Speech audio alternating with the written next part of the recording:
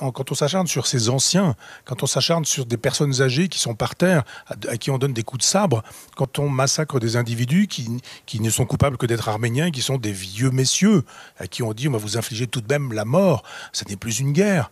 Ça n'est plus un combat dans lequel il y a de l'élégance, il y a je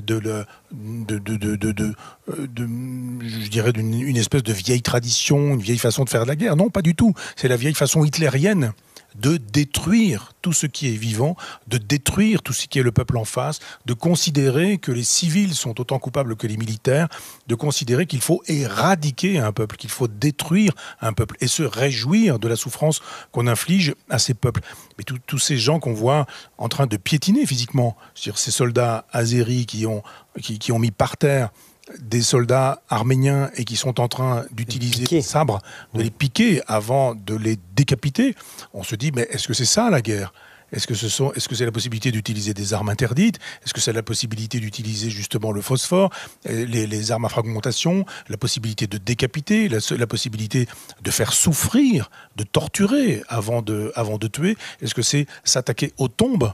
On se dit effectivement que quand notre prêtre nous dit que ce n'est pas un combat de civilisation parce qu'il n'y a pas de civilisation quand on s'attaque aux morts, quand on décapite les morts sur les champs de bataille, eh bien finalement ce sont des choses qu'on ne fait pas même en temps de guerre. En temps de guerre, il y a une espèce de code de l'honneur. On tue, on a le sens de l'honneur, on ne s'acharne pas sur les cadavres, on respecte les cadavres, etc., etc. Et là, on nous dit... Et on respecte les prisonniers.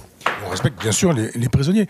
Alors que là, c'est pas du tout le cas. Donc effectivement, on peut dire, de 1915 à aujourd'hui, il y a une espèce de constance. C'est-à-dire que ce génocide de 1915, il continue par les moyens modernes, avec les drones, etc., etc.